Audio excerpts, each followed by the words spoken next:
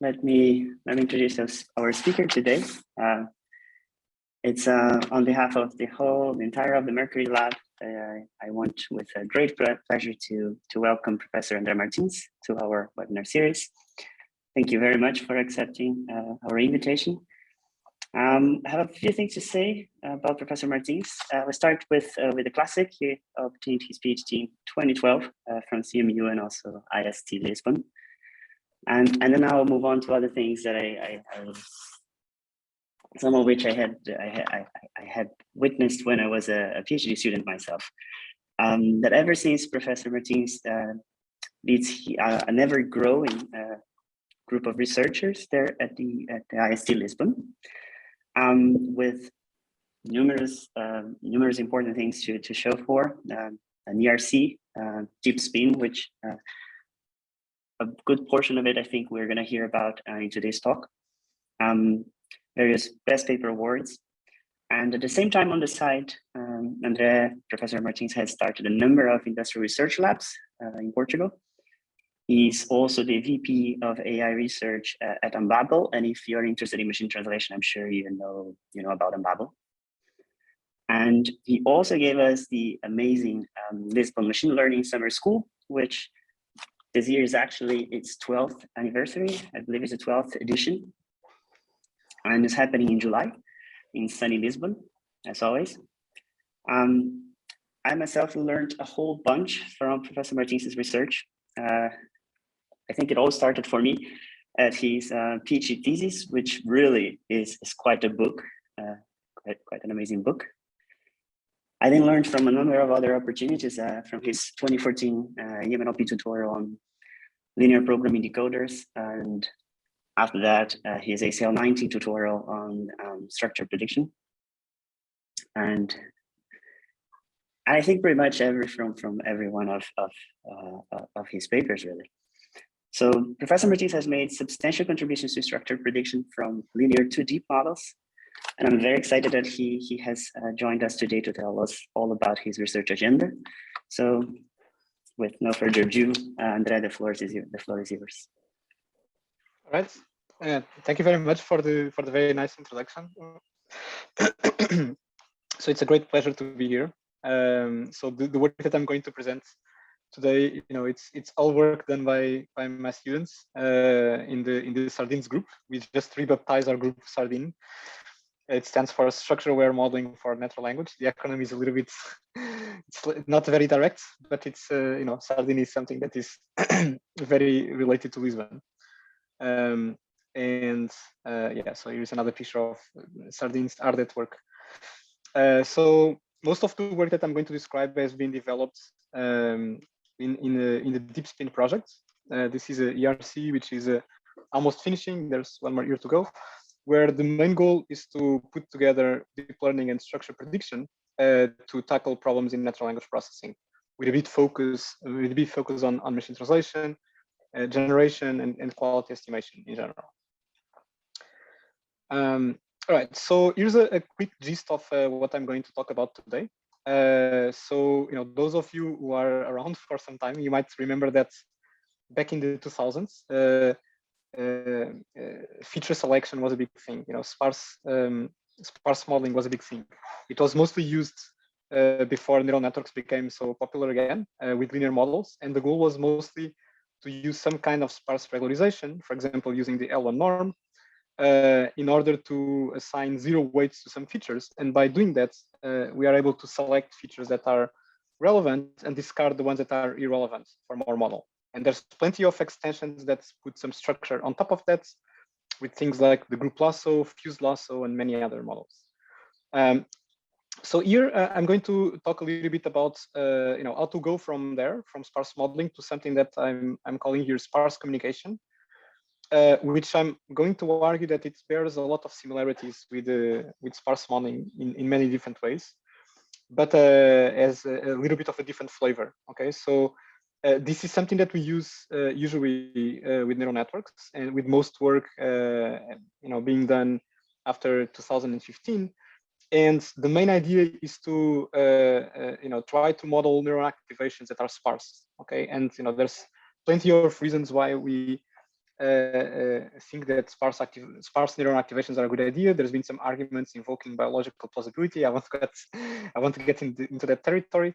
But the idea here is that you might have a very complex neural network, but where the predictions are triggered only by a very small circuit inside the neural network. Okay, only a few neurons, depending on the input, are going to get activated and being responsible for some prediction. And we see this kind of sparse activations happening in different scenarios.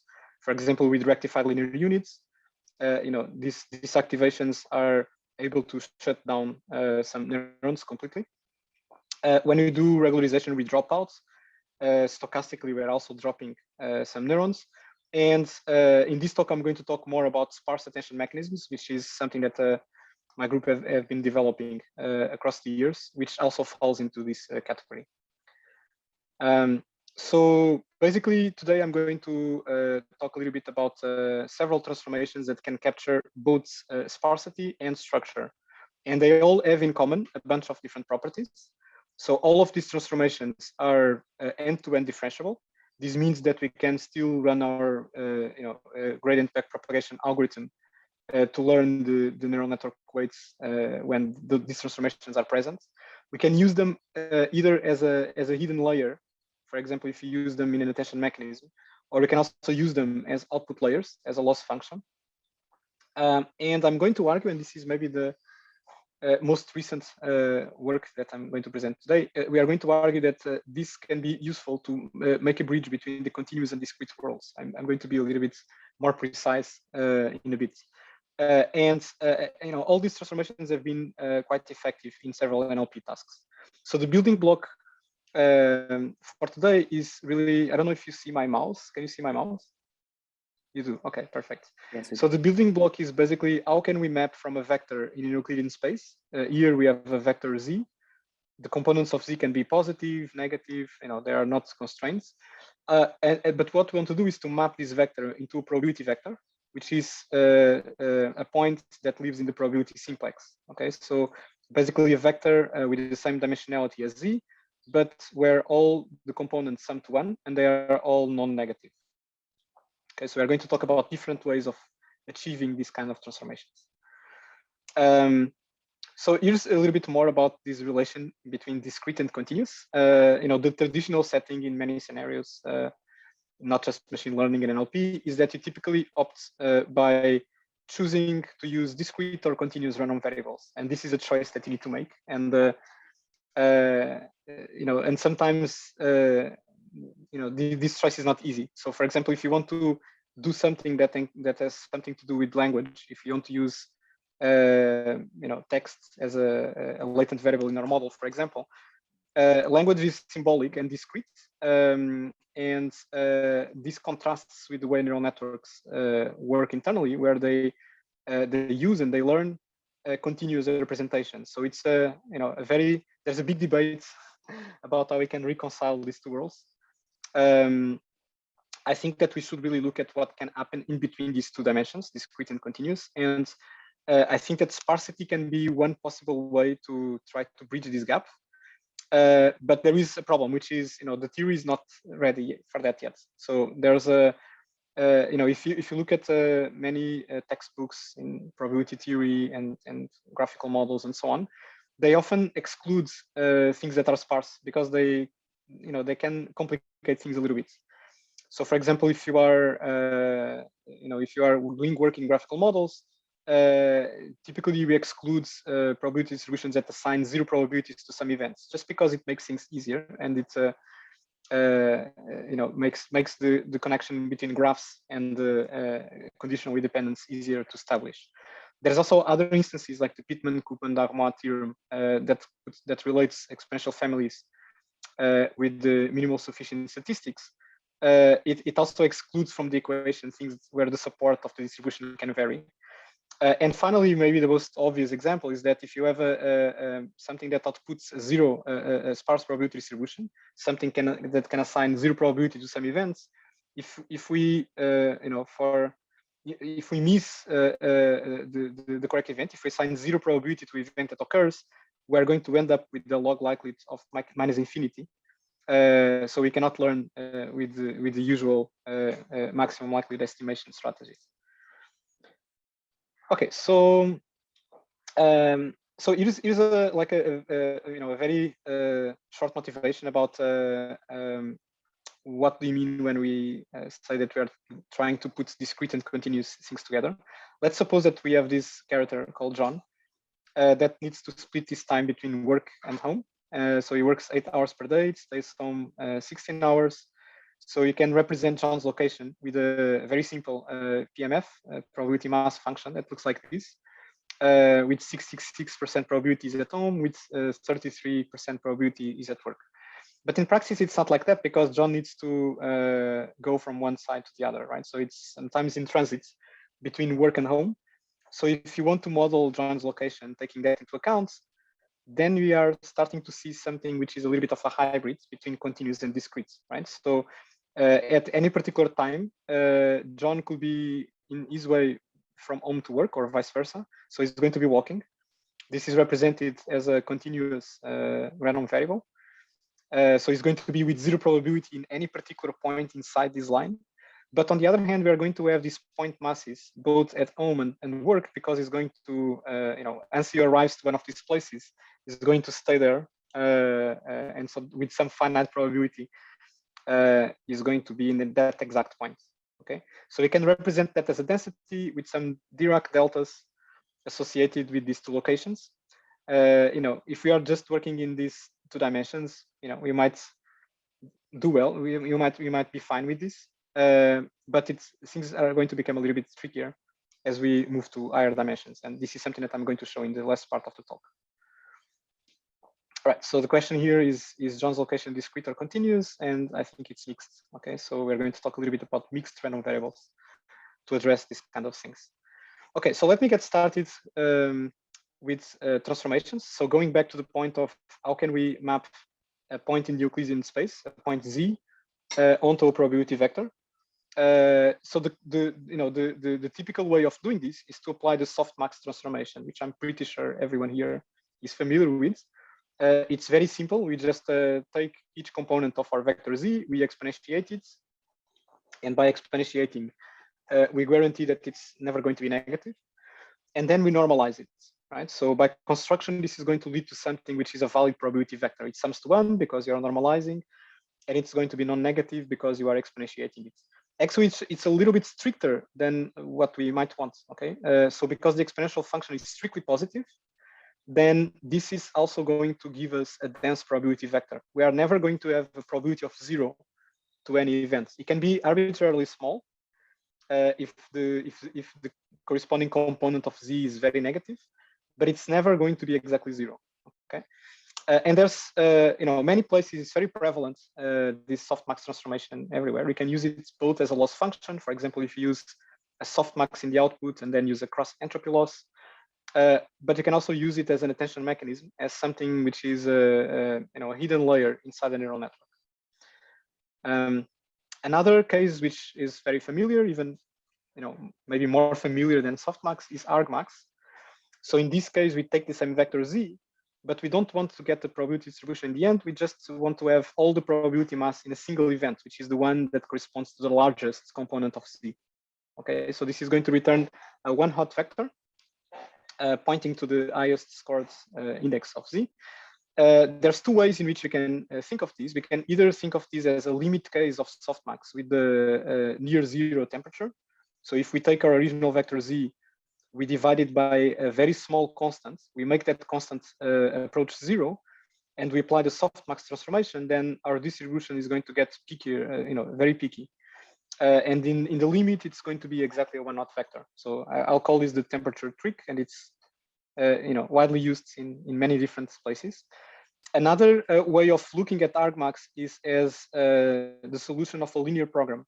Okay, so if we are maximizing a linear objective, Z transpose P is our variable, and P is constrained to be in the simplex, then the solution of this optimization problem is going to put all the probability mass into the largest component of Z. This is the thing that is going to maximize the linear objective. Okay, and so this is a way of expressing this as a continuous optimization problem, a linear program, but where the solution is still going to be a one-hot vector.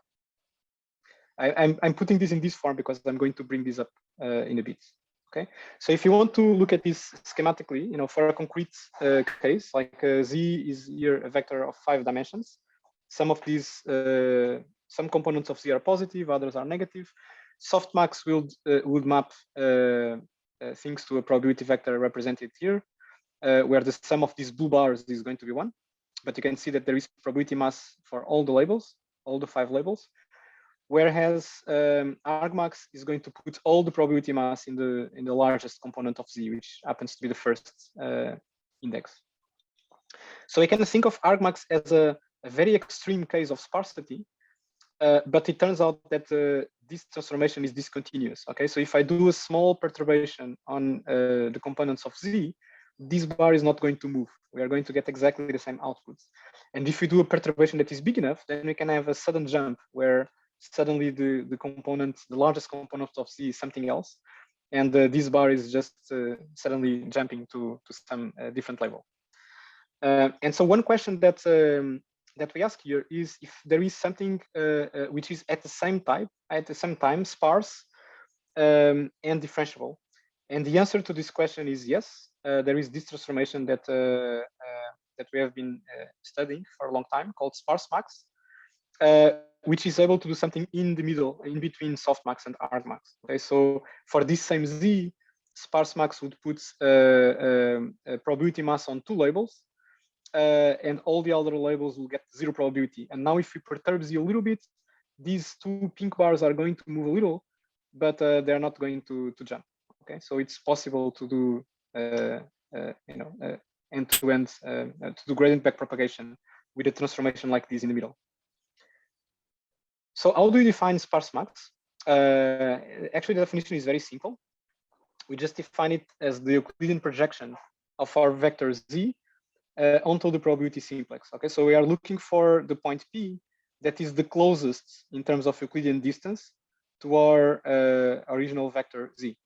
Okay, so this can be represented as this quadratic problem. Okay, we are minimizing the squared L2 norm of P minus Z subject to P being in the simplex. Expanding the square, we can also write it in this way. Okay, so we can write it as maximizing a linear function Z transpose P, but with a quadratic regularizer, where we are using the L2 norm, the squared L2 norm of P as a regularizer. Okay, and the reason why I chose this formulation here is that if I go back a little bit, when I talked about argmax, I was expressing argmax this way. Okay, so this is, we can regard this as an unregularized problem, right? It's exactly the same as this, but without this thing in red, without the regularizer. So we can regard sparsemax as a regularized version of argmax, if you want. And sparsemax actually, has several very nice properties. So one of them is that it's sparse, and this is where the name comes from. So these Euclidean projections onto the simplex, they have a tendency to hit the boundary of the simplex. The boundary here means that it can be like a vertex or a line connecting 2 vertices, or basically something that assigns 0 probability to several labels. Okay, those points that are in the boundary of the simplex are the points that corresponds to vectors P, which have lots of zeros. And so in that case, we get sparsity, right? So sparsemax is able to give us a sparse P, unlike softmax, where P was always dense. And another thing that is a very interesting property is that even though we defined it in this variational form as a solution of a minimization problem, it turns out that this transformation is piecewise differentiable. So it's differentiable almost everywhere, which means that we can actually do gradient backpropagation with this. Computationally, it's also something efficient to compute. So we can solve this problem in linear time, linear with respect to the dimension of the vector Z. It's not as fast as softmax, but it's not much slower with a carefully done implementation. And last time we benchmarked it, it was like a less than 1.5 times as slow, so not terribly slow. And the backpropagation can actually be done faster because the gradients, only the gradients that correspond, only the gradients with respect to the components of P that are not zeroed out need to be computed. So the back propagation is sublinear. So here are some examples in 2 dimensions. So in 2 dimensions, softmax is the sigmoid, the logistic function, and sparse-max corresponds to a hard sigmoid, right? So everything is piecewise linear, and you can see that asymptotically they are similar, but sparse-max has this exact saturation. And the same thing happens in 3 dimensions. Okay, so in 3 dimensions, again, the asymptotics are similar, but sparse-max has this piecewise linear shape, and it has this exact saturation. Okay, so by the way, feel free to interrupt me with questions if there is any question. All right, I'm just keep going. Okay, so so something that Vlad Nicolai, I don't know if he's attending this talk, but he has done lots of work on this, and Mathieu Blondel developed was a generalization of sparse-max for arbitrary regularizers. So we talked before about L2 regularizer, which gives us sparse-max, but it's possible to take any convex function omega and define a generalization of argmax, which uses omega as a regularizer. And it's also possible to, for particular choices of omega, to recover things that we already know. So of course, with omega equals 0, we get argmax. We have seen that already. With omega equals, with omega, the L2 regularizer, we get sparse-max. We also saw that. But it turns out that if you choose omega as the negative Shannon entropy, then we recover softmax. Okay, so this is interesting because it shows that softmax can also be regarded as a regularization of argmax with just a different regularizer and a very natural one. But still, this begs the question of maybe you can generalize this even further, or have like a family that generalizes all these 3. And the answer again is yes. So this happens if we pick a regularizer called the Tallis entropy. This is a generalization of Shannon entropy. There is a very beautiful theory, motivated in statistical physics that explains why these entropies are interesting. I'm not going to get into the details here, but they are defined as a continuous family of entropies parameterized by a parameter alpha, scalar, which is positive or non-negative. And that includes, as a particular case, when alpha is 1, we recover in the limits of the first expression, we recover the second expression, which is a negative Shannon entropy. So this really generalizes entropy. And now picking particular values of alpha, we recover the 3 cases that we just saw. So if alpha is infinity, we get argmax. When alpha is 1, we get softmax. When alpha is 2, we get sparse-max. There's also other interesting things that we can obtain for other values of alpha. There's also a very nice properties of these kind of transformations. So for any choice of alpha which is strictly greater than 1, basically anything which is just a little bit beyond softmax, there is a propensity for sparsity. Okay, so we can obtain transformations that are sparse. And moreover, this sparsity increases with alpha. So the larger we make alpha, the larger we have a propensity for these transformations to be sparse. So this is another way of controlling pickiness, and in this case, sparsity, which is an alternative to using a temperature parameter, which is the typical tool that is used to make distributions pickier. And for any choice of alpha, we can it's possible to do the forward pass efficiently using a bisection algorithm, and the backward pass in all cases can be run in sublinear time. So this is a picture that shows different values of alpha for the 2D case. Again, for alpha equals 1, we have softmax, so we have this logistic function. For alpha equals 2, you have sparse-max, so we have this hard sigmoid in green, and we have a lot of other things in between. The value 1.5 is particularly interesting. It's really a sweet spot. It has a bunch of interesting properties. One of them is that, so this corresponds to the dashed black line here. One property is that this function is differentiable. So it's sparse and differentiable. Okay, so so for these points where it becomes 0, the derivative here exists. Okay, so it matches. It's different from sparse-max in that sense. Another interesting property of 1.5 is that there is an efficient exact algorithm to compute the transformation that Vlad Nicolai derived. Lot of math involved, but it's nearly as fast as softmax, so it's more efficient than other values of alpha, apart from 1 and 2. And if you want to play with this transformation, it's very easy to do. There is this entmax package. I think you just need to pip install entmax, and the things are very easy to use. Every instance of softmax you can easily replace by entmax and see what happens. This is particularly convenient if you are working in a problem where you believe that sparsity might be important. For example, if you want to select things, if you are computing probabilities of a large set of labels and you believe that some of them are completely irrelevant. Okay, so here we are putting 1.5 entmax, alpha 1.5 in the middle of the plot. We can see that it's a little bit less sparse than sparse-max for the same z, but it's still sparse. Okay, so the second label is also gets a probability of 0, and all these transformations are, except argmax, are smooth. Okay, so if you perturb z a little bit, these bars are going to move a little bit. Okay, so we apply these in many different problems. Machine translation was one of them, and generally sequence-to-sequence models. This is work of my student Ben Peters. He kept doing this after this paper.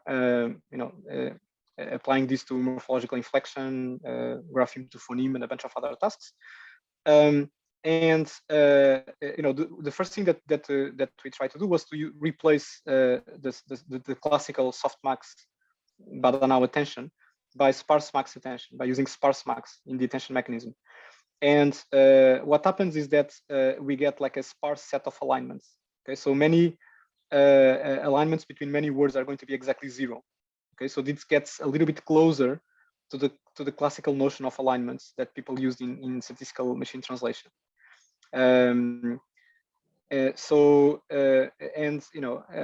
We argue that by looking at these alignments, you might understand better the failure modes of the models, and you can try to interpret things somehow. I don't want to go into this territory about attention being interpretable or not. There's lots of debate on that, but I think there's still very interesting things that we can do with attention.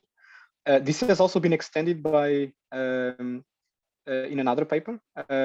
Well, one of the authors is Pedro Ferreira. I don't know if he's here, but I know that he's a PhD student now in Amsterdam, where we also put an upper bound on how much attention a word can receive, which allows us to model things like fertility, which was it was a very important concept in IBM models in statistical MT. It's also possible to learn alpha. This is the work of another student, Gonçalo, with this paper at MMLL, where basically they took a transformer architecture. And as you know, transformers have many self-attention layers, many attention heads, around in the simplest architectures, they have around 200 attention heads. And what we wanted to do here is to learn a specific alpha for each of these attention heads. Because we observed that some attention heads they prefer to be more sparse, while others prefer to be more dense. There's several other work from done in other groups, for example, in Ivan's group by Elena Vojta and others, that try to understand better what is being captured in these different attention heads. And this idea of learning alpha captures that in a way that is end-to-end differentiable, because you can also differentiate these alpha-entmax transformations with respect to alpha. So another take on interpretability and explainability in that case is the work of Marcos Treviso that he presented in the black box NLP workshop, where we try to formulate the problem of explainability as follows. So we have some classifier. The classifier is outputting some prediction. Let's call it y hats. And then we have an explainer. The explainer can be either something separate, if you do post-hoc explanation, or it can be something internal in the classifier. But so there is some explanation mechanism, which is going to produce an explanation for this label y hats. Okay, and we are going to model this explanation as a message, okay? And the way we model this, it's very flexible. But if you want to think about a concrete case, you might think that the problem is something like document classification. Y hat is a label for the document, for example, a sentiment label, positive or negative. And this message is basically highlighting the words that indicates that justify this label. And then there is another component. We call it a layperson. It can be a machine or it can be a person. And the layperson receives the message. It doesn't look at the prediction of the classifier, and based on the message, tries to guess what the label was. And its guess is going to be Y tilde. And you can measure the success of this process by counting how often Y tilde agrees with Y hat. So the goal is not for the layperson to identify the correct label. The goal is for the layperson to match the label of the original classifier, even if it's wrong, based on the information that is in the message. So it's a very simple way of formulating simulability, also called forward simulation prediction, where we want to check if there is enough information in the explanation that allows recovering the original prediction. Okay, so this is not a perfect setup for explainability, but I think it's a crucial element. So in this paper, we also put together a bunch of different ways in which we can relate methods for feature selection to several techniques for explaining predictions. So if you think about classical feature selection, usually the idea is that you want to interpret the model. Okay, so you want to select features statically from the model. Some features we believe that are going to be relevant no matter what the input is. And there's many different techniques. There's a taxonomy of methods, which includes wrappers, filters, embedded methods, and so on. All these methods are about selecting features statically in the model. And I'm arguing here that we can draw a parallel between each of these kinds of methods and methods that are used today for prediction explainability. So for example, if you think about, let's say, erasure or leave one out, this works by repeatedly removing or adding, depending, there's several variants, removing one feature, feature from the model and see if the prediction is going to change when that feature is removed.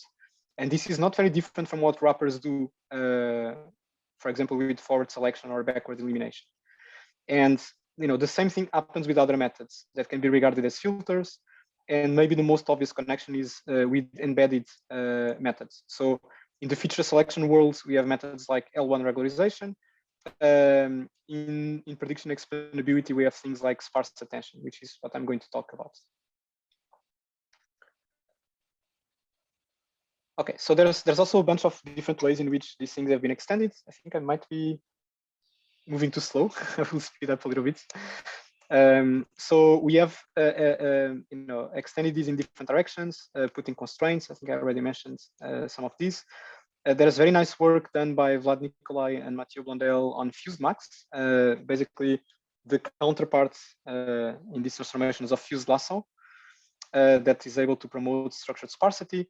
More recently, there is this work where we generalize this to structure prediction using these transformations called SparseMap and LP SparseMap, which I think are really, really cool.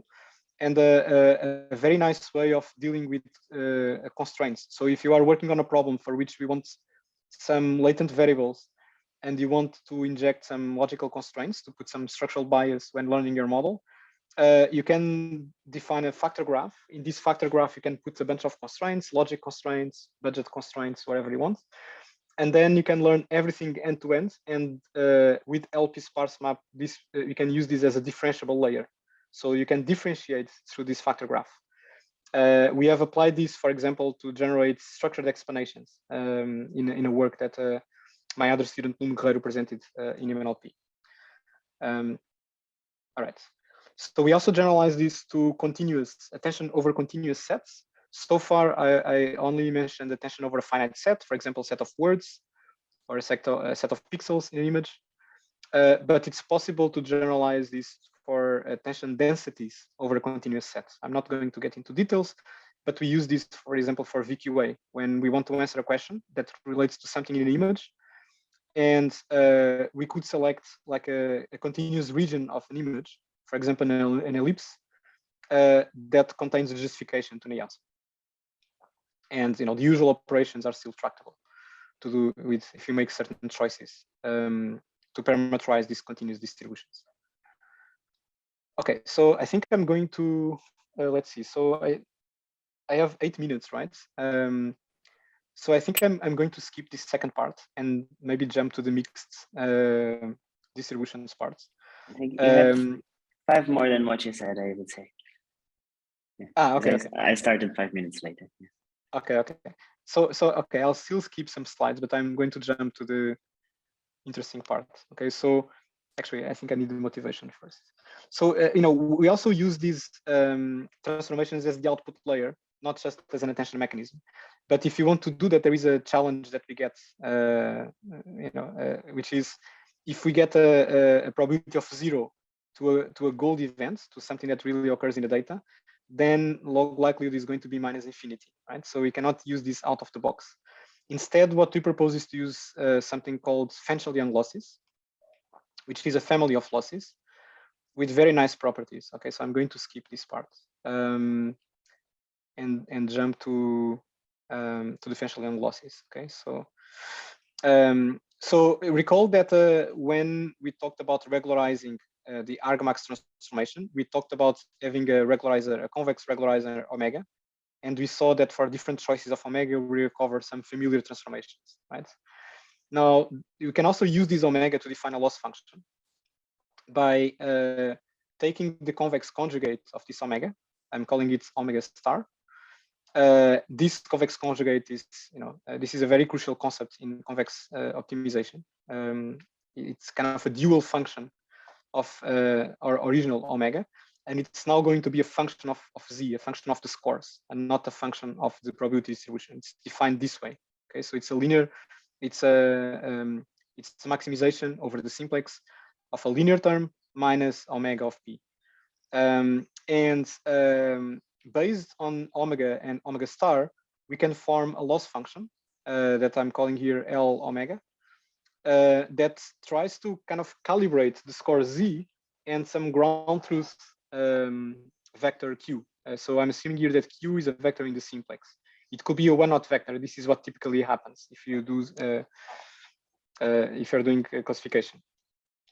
But so we can define this loss function, and those of you who are familiar with convex duality might notice that this is very similar to something called the Fenchel-Young inequality, which basically states that this quantity for any convex omega is going to be non-negative, okay? Which is a property that we usually want to have in loss functions, right? We want loss functions to be non-negative and to be non-negative and zero if and only if there is kind of a perfect calibration between the model and the label that we are observing.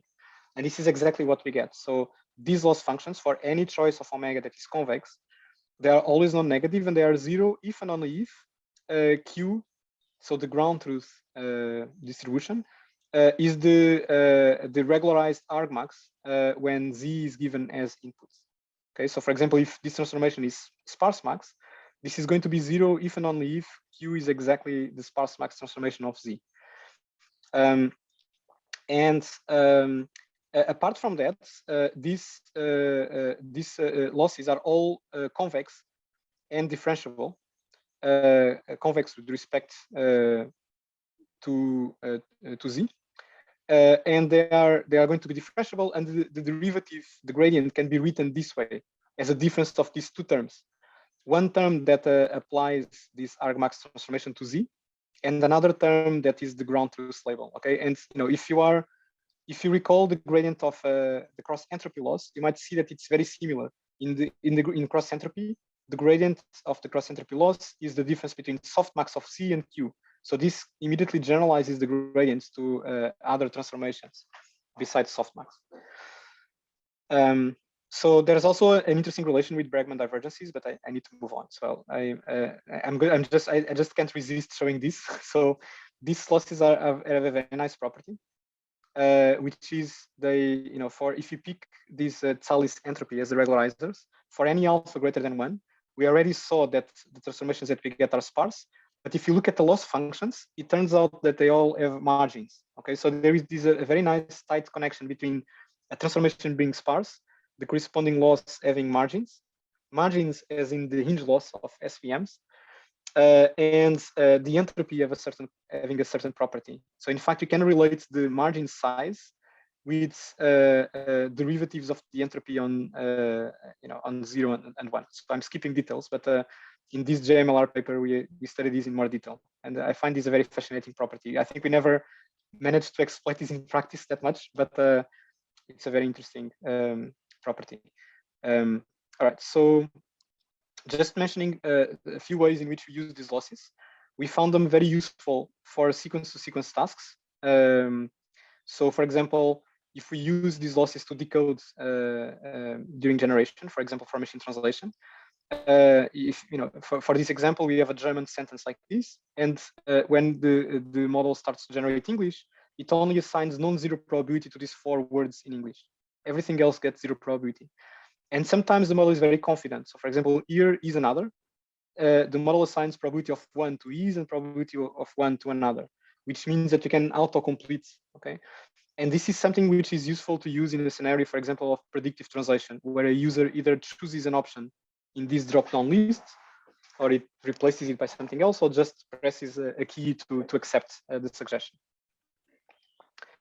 We also use this for generation, where we use entmax for sampling as opposed to decoding.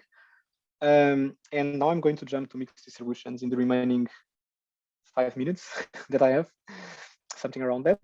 So, so the idea is, how can we use sparsity to bridge the gap between discrete and continuous?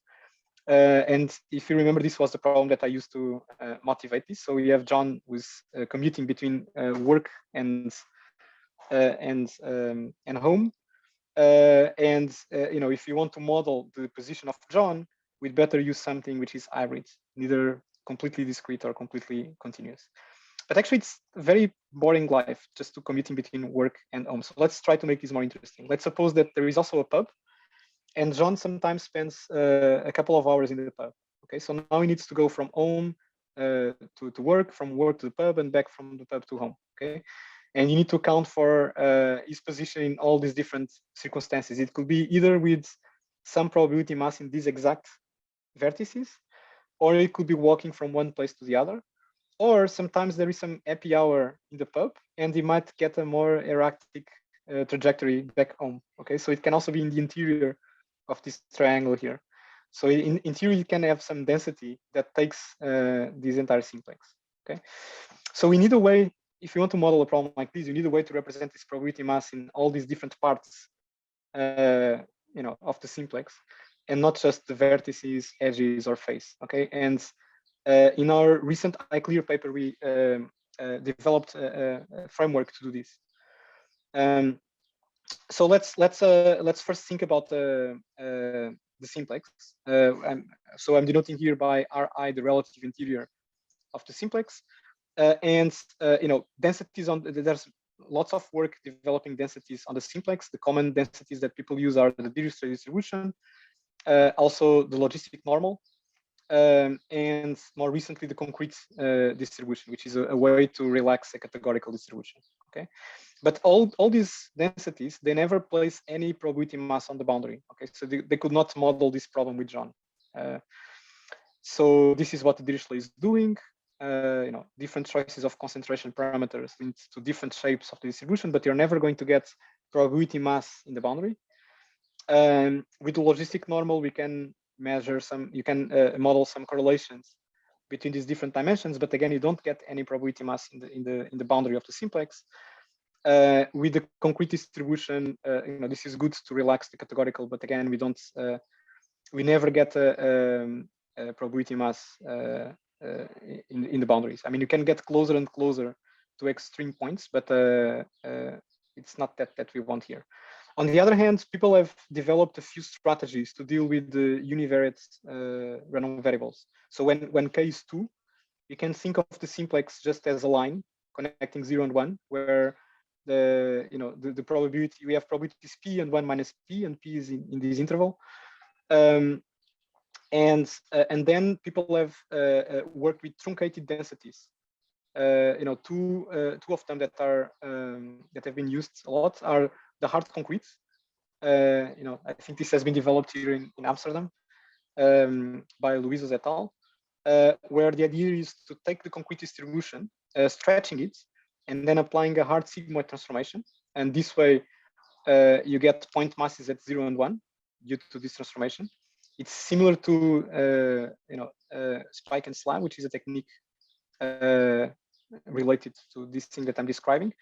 Another thing that has been done is to start with the Gaussian and then truncating the Gaussian.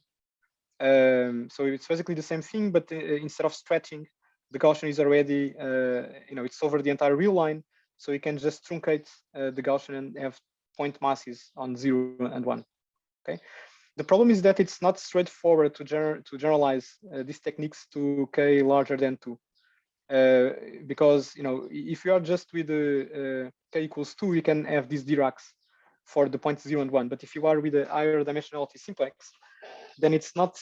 We will need to have Diracs of several orders, and it's very hard also to work with entropy in these models because the Dirac deltas have minus infinity differential entropy.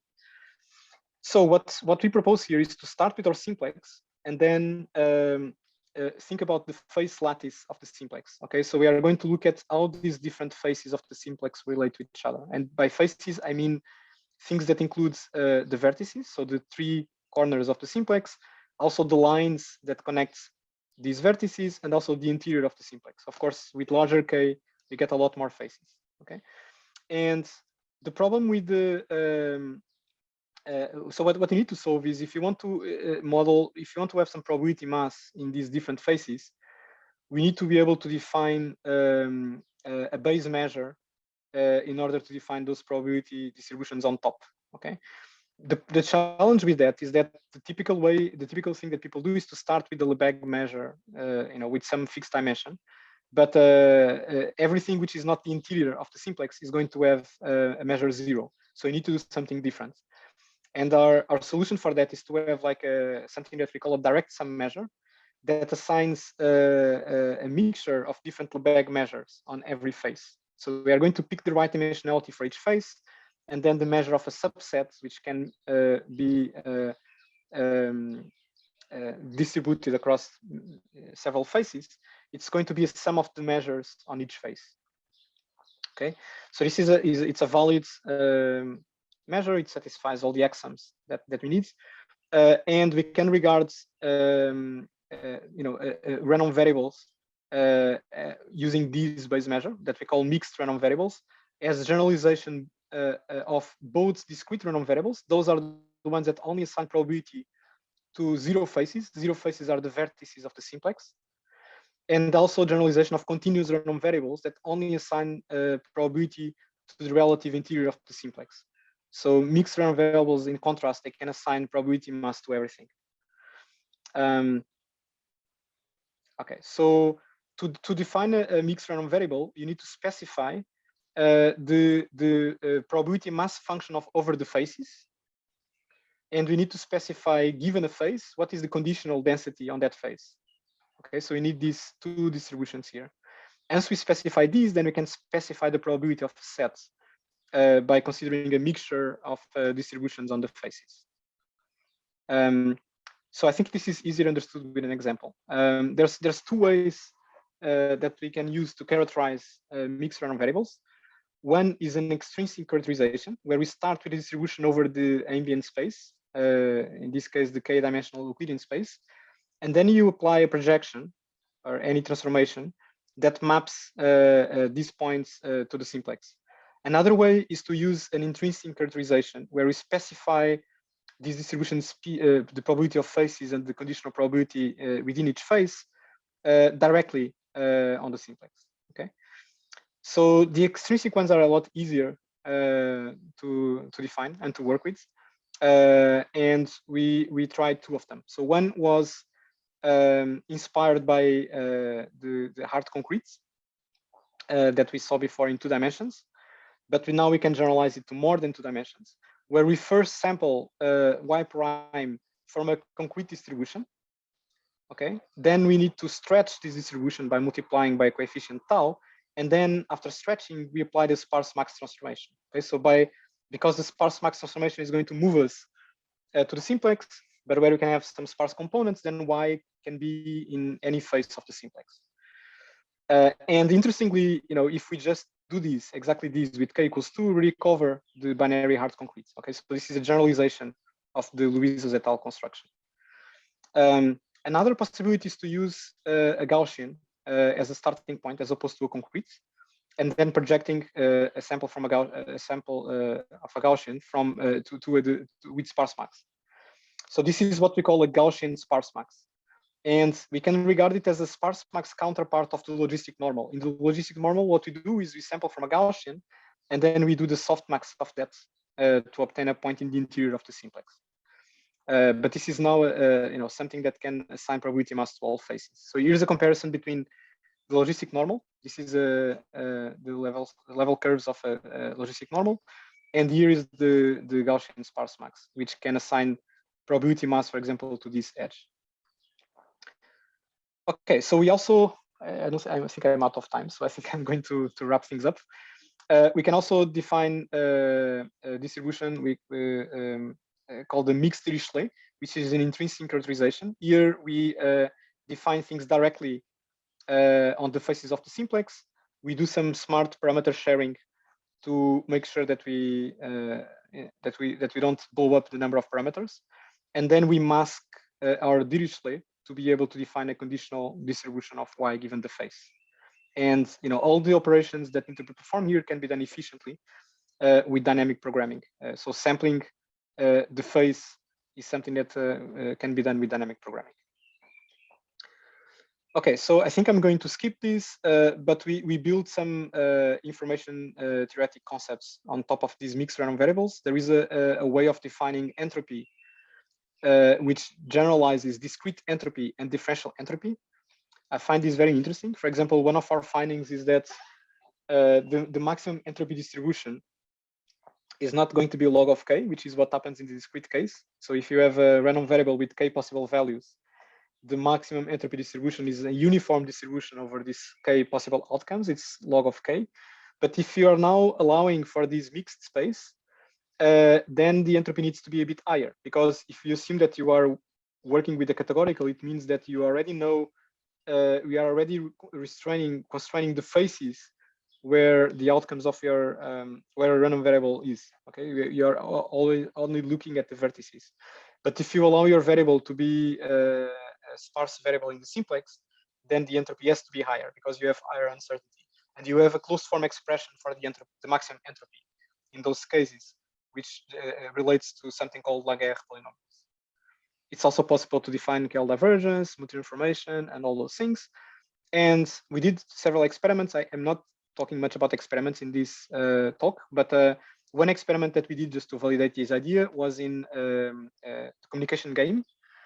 It's a very simple toy problem. We assume that there is a communication between two agents, where the first agent sees some image, and then it needs to communicate the code to the second agent that represents that image. And the code here is just a single symbol. Okay, and then the second agent he sees 16 images. One of them is the right one, and there are 15 other distractors. And the idea is that the second agent needs to use the code provided by the first agent to identify which is the correct image. So if he just random guesses, he gets a very low accuracy of 6.25%. So we compared different methods to do this, including classical ones like Gumbel softmax, straight through with Gumbel softmax, and so on. And you looked at the success rate of communication in those cases, and also at how many non-zeros are produced in the code that is being transmitted. So we use a vocabulary of 256. Okay, so Gumbel softmax is completely dense, so it always gets 256 non-zeros. Straight through is completely sparse, so it gets just one non-zero. And we see that with Gaussian sparse max, we get a lot. You get a mix. Things are very sparse. We got on average 1.57 non-zeros, and we have a very high success rate. With the hard concrete, we don't get as much sparsity, but it's still much sparser than Gamble softmax. And the success rate is also high, not as good as Gaussian sparse-max though. There's a few other experiments in this paper in other settings, but I think I should conclude. So today I talked about transformations from real numbers to distributions. These kind of transformations are very ubiquitous. We introduced new transformations to handle sparsity, constraints, and structure. They are all differentiable. We can use them either as hidden layers or output layers. And in the end, I talked a little bit about mixed distributions, and I argued that this could be an interesting thing to do to bridge the gap between the discrete and continuous worlds. So thank you very much. And if there is time for questions, I can take some questions. Thank you, Andrea. There is some time for questions. Let me see here. My question window jumped around. If you have a question in the audience, you can perhaps now typing in the Q&A tool is not the most efficient way. You could also just speak up.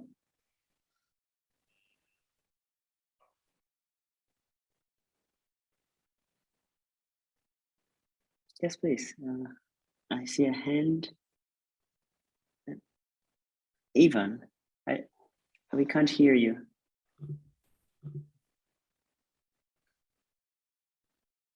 Oh, can you hear me now? We can hear you. Yes.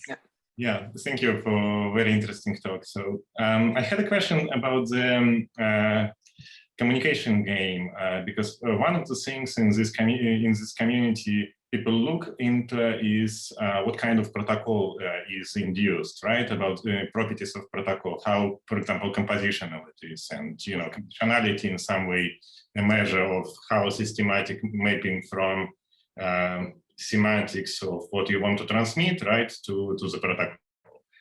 Do you think using sparse max or maybe sparse Gaussian, I forgot the terminology you used, can help in getting more structured, more compositional communication? Mm-hmm.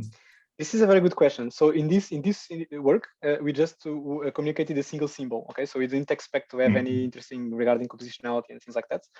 But I think that people that work in this space, I think argue that you need some kind of bottleneck for something interesting to emerge. And I see a few avenues of extending our approach to do that. One is to do something with sparse map, where we put some structure, and then we can define whatever structural bias you want to impose, hoping that this will lead to something interesting in the end. Or we can try to study what happens if you have a string of symbols as opposed to a single symbol. And we didn't do any experiments on that yet, but it's possible to derive some interesting properties of sequence of mixed symbols. For example, you can define something called a mixed language, a mixed regular language, and having like a machine that generalizes some properties of FSAs and so on, and operates over these sparse sets of symbols. So I think this might be a potential direction of future work that could maybe target some of the problems that you are asking. Mm-hmm. Yeah, that's super interesting. Yeah, thank you. There are a few more questions, but I guess we'll close here. Maybe we can thank once again our speaker. Thanks, Andrea. Thank you. I think let me stop the recording.